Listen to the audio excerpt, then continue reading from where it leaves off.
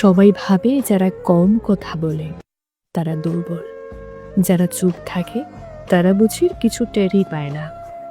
আসলে নীরব মানুষেরাই সবচেয়ে গভীরভাবে বুঝে সবকিছু। তারা চুপ থাকে কারণ তারা জানে সব কথার উত্তর শব্দে দেওয়া যায় না। হ্যাঁ, সব কথার উত্তর শব্দে দেওয়া যায় না। তারা অভিমান করে কিন্তু প্রকাশ করে না, কষ্ট পায়, অভিযোগ তোলে না। কারো চলে যাওয়ায় তারা ভাঙে, তবু তারা জোর করে নিজেকে সামলে রাখে, সামলে নেয়। নীরব মানুষের হৃদয়ে থাকে এক সমুদ্র কথা, যেগুলো শুধু অনুভবে ওঠে, কথায় নয়। তারা বোঝে কে অভিনয় করছে, কে সত্যিকারের ভালোবাসছে। তবু তারা অপ্রস্তুত করে না কাউকে।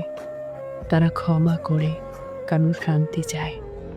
তারা চলে যেতে জানে, বিদায় বলার প্রয়োজনও পড়ে না। তারা ভালোবাসে নিঃশব্দে, চলে যায় নিঃশব্দেই। তাদের নীরবতা কখনো দুর্বলতা নয়, বরং সে এক ধরনের পরিমিত শক্তি।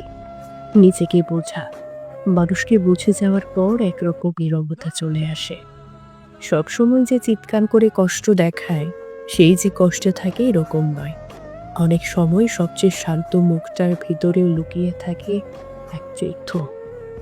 নীরব মানুষেরা সেই যুদ্ধ নিজের ভেতরেই চালিয়ে যায়। তারা জিতে না সবাইকে হারিয়ে, জিতে নিজেদের ধরে রেখে।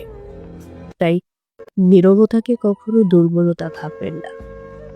তাদের মধ্যে একটা পরিমিত শক্তি আছে,